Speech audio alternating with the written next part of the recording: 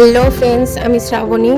সকালে ঘুম থেকে উঠে দেখি ওয়েদারটা খুবই ভালো। সারা রাত্রি ধরে বৃষ্টি হয়েছে। মা এখানে তুলসীতলা পরিষ্কার করছিল আর আমি চলে গেলাম চা বানাতে।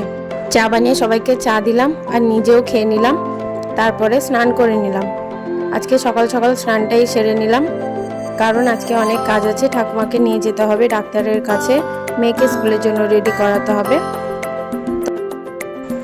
তারপর মেয়েকেও স্নান করিয়ে দিলাম, দিয়ে স্কুলের জন্য রেডি করিয়ে দিলাম।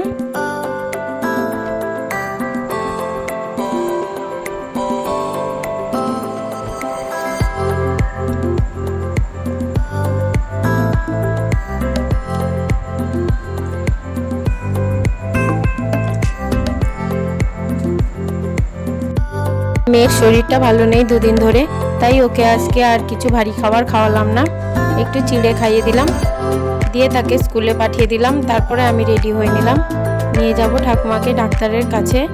বাবা, জেঠু আর আমি তিনজনে মিলেই যাব।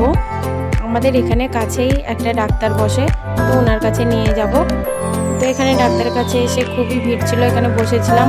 তারপর ডাক্তার দেখানো কমপ্লিট হতে বাবাকে বললাম, তুমি একটু কিছু মিষ্টি নিয়ে নাও বাড়ির জন্য। তো বাবা এখানে মিষ্টি নিয়ে নিল।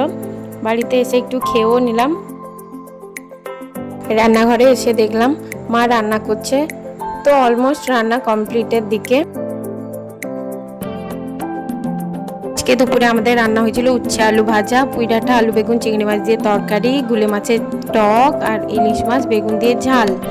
তো খাওয়া দাওয়া করে একটু রেস্ট নিচ্ছিলাম। তারপরে মেয়ে স্কুল থেকে চলে এলো। তো কালকেই বাবা মা ঠাকুমা সবাই কলকাতা চলে যাবে, তাই সন্ধেবেলা মা বললো একটু ব্যাগটা গুছিয়ে দিতে। আমি ব্যাগ গোছাই। ততক্ষণ তোমরা ভিডিওটা ভালো লাগলে লাইক, কমেন্ট, শেয়ার, সাবস্ক্রাইব করতে ভুলো না। দেখা হবে নেক্সট ভিডিওতে। টাটা।